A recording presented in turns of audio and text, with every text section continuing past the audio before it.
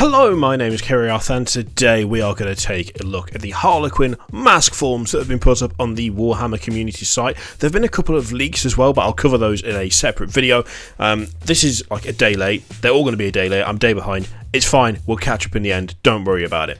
So let's just go straight into these because, I mean, they claim, what they're saying is that there are some powerful and unusual bonuses to the Harlequins army.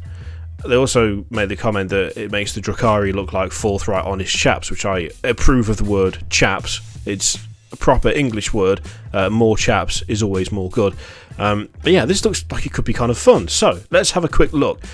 The Midnight Sorrow. They have the Art of Death. The warrior acrobats of the Midnight Sorrow move with exceptional purpose and singular dedication upon the field of battle.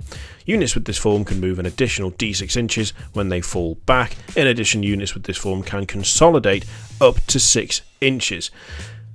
Straight away, I like being able to consolidate up to 6 inches. Just like being able to get right up in there after you've gone through an enemy unit is quality. Maybe I should... phrasing, it's not great on that. Get right up in there, is it? But I quite like that. That's kind of cool.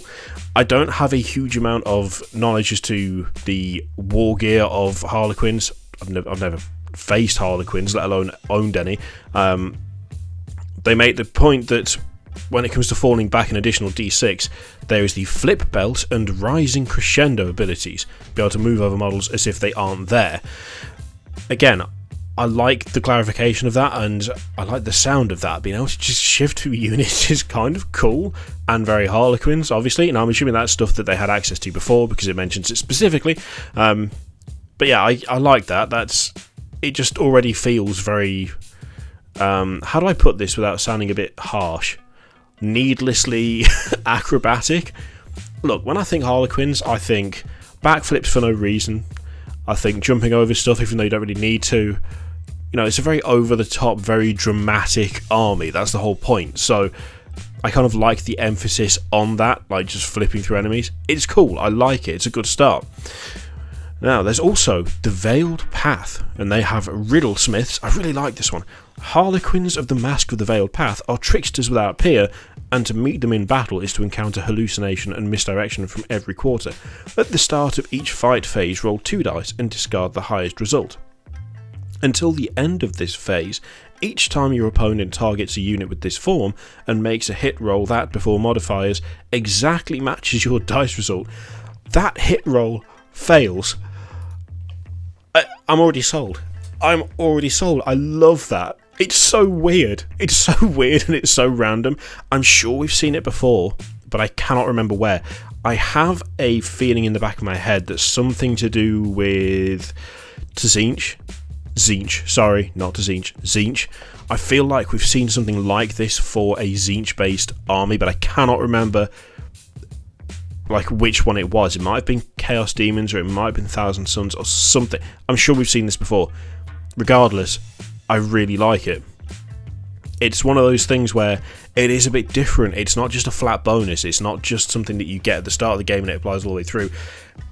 Actually doing this at the start of each fight phase, I think it just adds quite a bit of, I guess, a little bit of theatre to it, because before every fight phase, you know, you and your opponent are going to be like, okay, let's see what happens here, because this could be really interesting. I mean, it could turn out to be a nothing. It could be a dud. You could roll like a 5 and a 1. You have to discard the highest, so you'd have to go with the 1.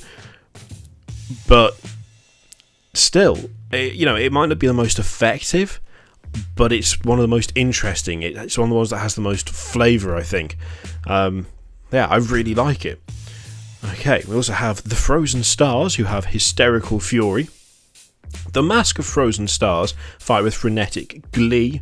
Love the word frenetic. Good word. Slaying in a mirthful frenzy that is terrifying to behold.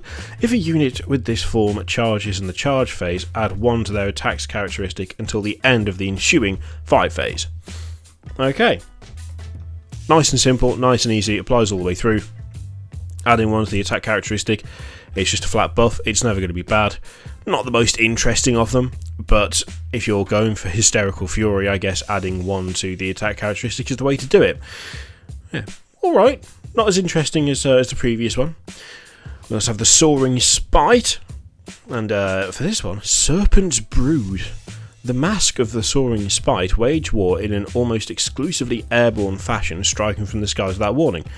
Models with this form that can fly, or embarked upon a transport that can fly, treat all pistol weapons they are equipped with as Assault 1 weapons during a turn in which they, or the transport they are embarked upon, advanced.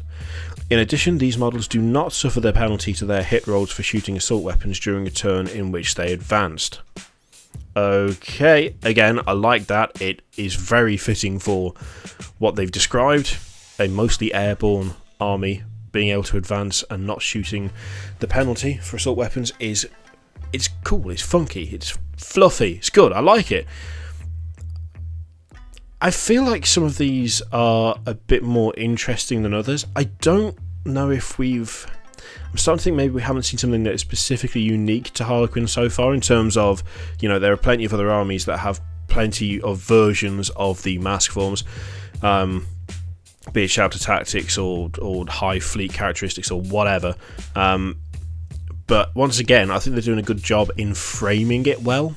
As in, they may not be things that have never been seen before, but they are being phrased and they are being essentially recycled in a way that does seem to fit the army that they're recycling them for, which I've said before. I mean, I think the last couple of previews we've done, I've mentioned that, it's very easy to sit there and go, oh, we've seen this before.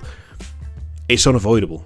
There are too many armies, there are too many factions to have completely unique tactics attached to each one. It's just not possible, I don't think, without ending up with some mad stuff that is either way over the top or completely useless. I think keeping to that line of, yeah, it might not be completely unique, but it works well, and it fits this. I think that's the better way to do it, in fairness. Okay, Dreaming Shadow, Somber Sentinels. The Harlequins of the Dreaming Shadow are steeped in the grotesque and the ghastly. Their only fear, that's my phone, how very unprofessional, is that their eternal watch might falter or fail. When a unit with this form fails a morale test, only one model from this unit must flee. In addition, each time a model with this form is slain or flees, roll a d6 before removing that model. On a 4+, that model can either shoot with one of its ranged weapons as if it were the shooting phase, or make a single attack as if it were the fight phase. Again, I think we've seen something similar to this, but I do still like it. I really like the kind of steadfast stuff.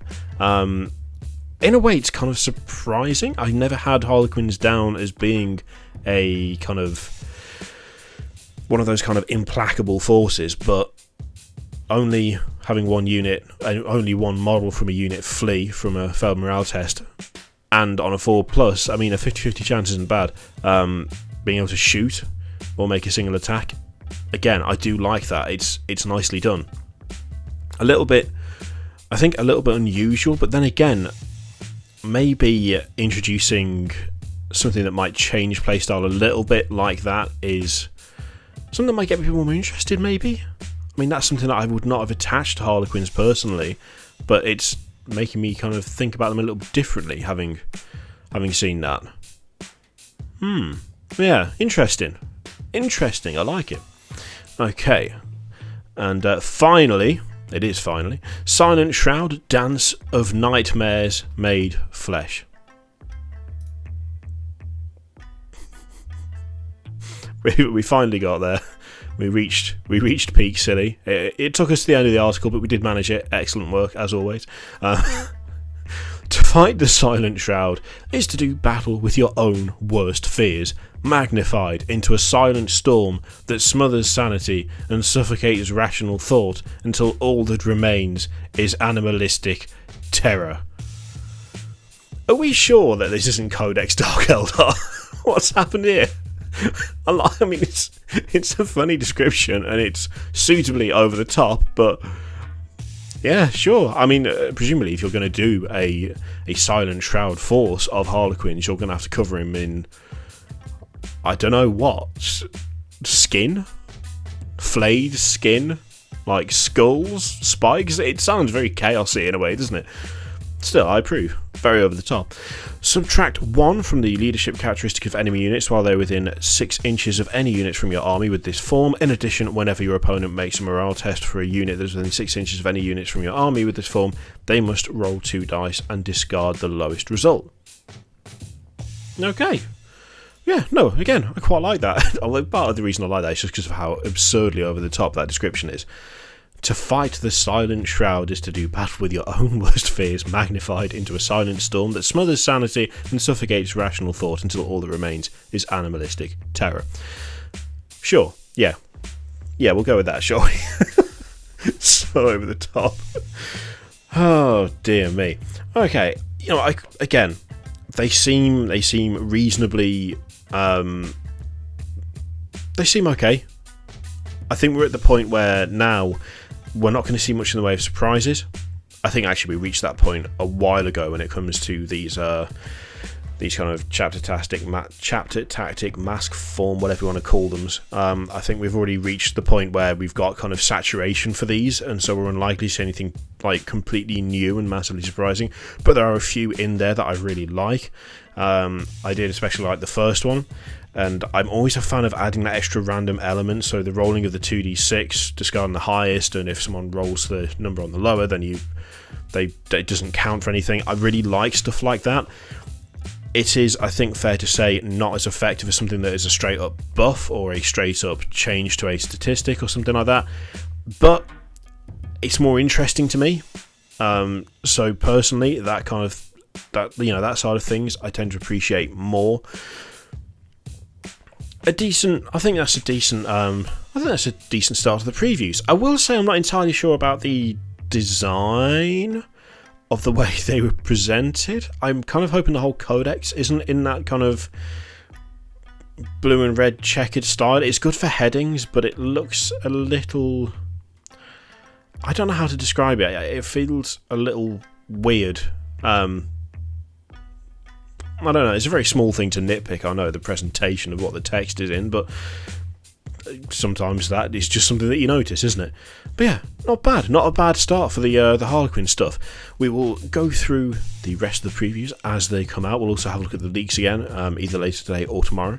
And yeah, not a bad start. Question is, what do you think? Do you like the look of this stuff? Think it looks good? Which one specifically did you recognise from previous codexes? Because I'm sure I picked up on a couple, but it'd be interesting to see if you can remember specifically which ones were where, just because I think it's interesting to see where they've been applied before. Let me know in the comments below. In the meantime, thank you very much for watching. There's a couple of things to click: videos, Patreon, subscribe, all that stuff. Click it if you like, don't click if you don't want to, and I will see you for the next one. Toodaloo.